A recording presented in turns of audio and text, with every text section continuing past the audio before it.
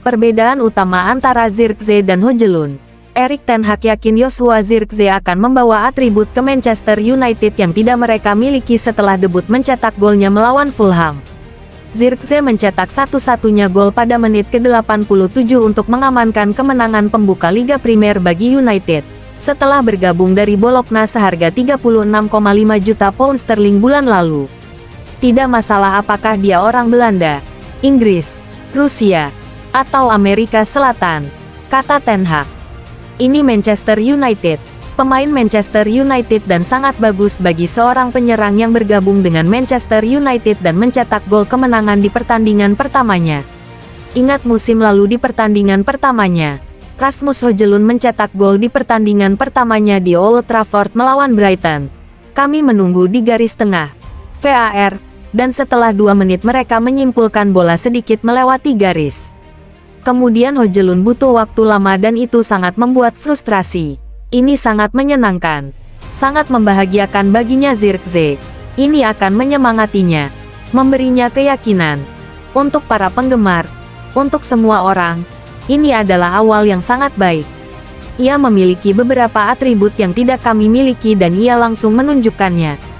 Namun, ia sangat bagus dalam hal menghubungkan bola, kombinasi. Kami memiliki beberapa pemain ofensif yang bagus dalam permainan bola. Mereka dapat mengambil manfaat dari ini. Namun, ia harus masuk ke kotak penalti untuk mencetak gol.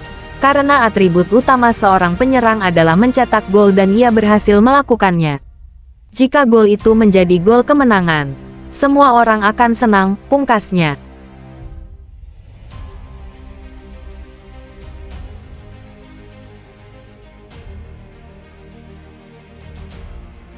Eintracht Frankfurt pantau Victor Lindelof.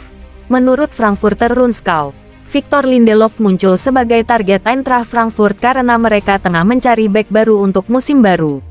Pemain berusia 30 tahun itu kemungkinan akan meninggalkan Old Trafford setelah bala bantuan pertahanan baru-baru ini tiba selama jendela transfer saat ini.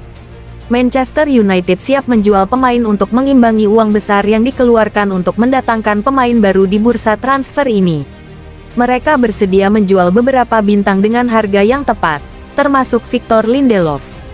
Bek asal Swedia itu tidak dianggap sebagai pilihan utama Erik ten Hag, tetapi akhirnya bermain di banyak pertandingan musim lalu karena krisis cedera di lini belakang. Klub mengaktifkan perpanjangan kontrak bek berusia 30 tahun itu pada bulan Januari hanya untuk mempertahankan nilainya saat ini daripada kehilangannya dengan status bebas transfer. Mereka berharap dapat menarik minat besar terhadap bek itu, tetapi kenyataannya, hanya ada sedikit permintaan. Eintracht Frankfurt berminat mendatangkan Lindelof, karena mereka tengah meningkatkan upaya untuk merekrut bek tengah baru. Lindelof dianggap sebagai opsi baru karena pengalaman dan kemampuannya bermain di level atas. Frankfurt cenderung memainkan 3 bek, yang dapat memudahkan pemain berusia 30 tahun itu untuk masuk. Sekarang, semuanya bergantung pada harga yang diminta Manchester United. Dengan klub Jerman itu ingin menyelesaikan kesepakatan berbiaya rendah dalam beberapa hari mendatang untuk pemain Swedia itu.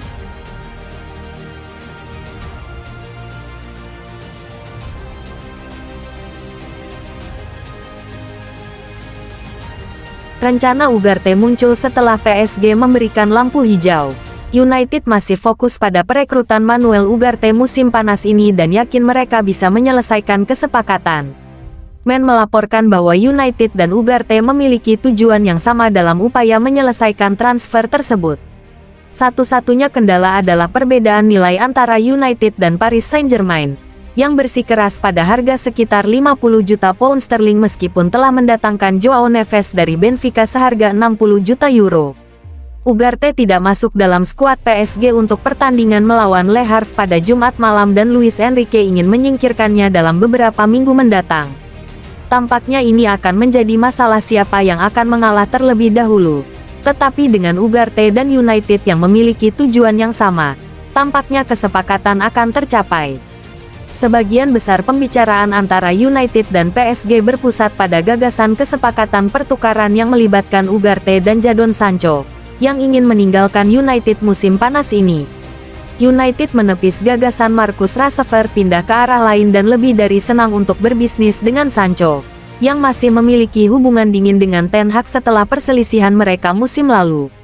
Namun manajer United menepis anggapan bahwa dialah yang mengambil keputusan di jendela transfer. Pertama-tama, ini adalah keputusan klub, tidak ada satupun yang merupakan keputusan saya. Itu selalu didukung atau bahkan dimunculkan melalui kepanduan, perekrutan, direktur teknik, direktur olahraga. Itu adalah keputusan yang dibuat oleh lebih dari satu orang. Namun, beberapa, Anda tahu juga pemain dan kepribadian dan itu juga harus sesuai dengan keuangan, kata Ten Hag.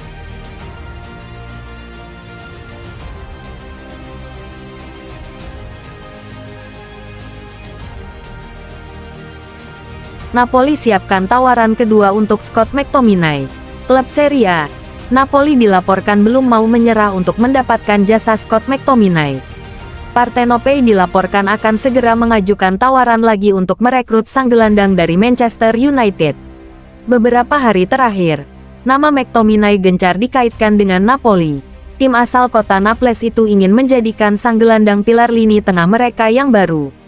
Namun rencana perekrutan sang gelandang tidak berjalan mulus. Pasalnya tawaran perdana mereka untuk jasa McTominay ditolak oleh Manchester United. Alfredo Pedula menyebut bahwa Napoli belum menyerah.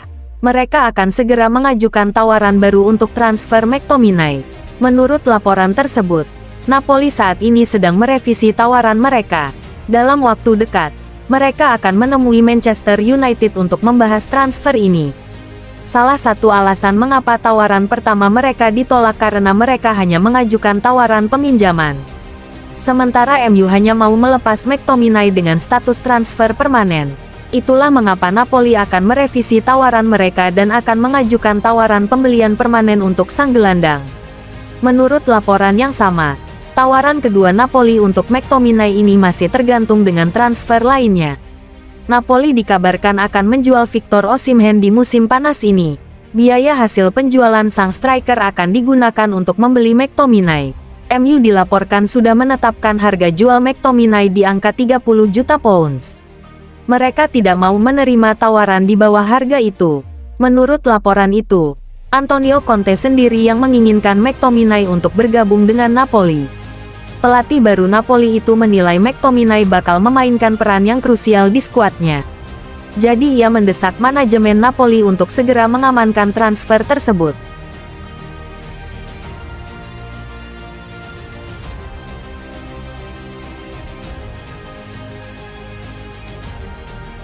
Negosiasi Man United dengan De Jong masih berlangsung. Manchester United tertarik untuk merekrut salah satu target jangka panjang mereka.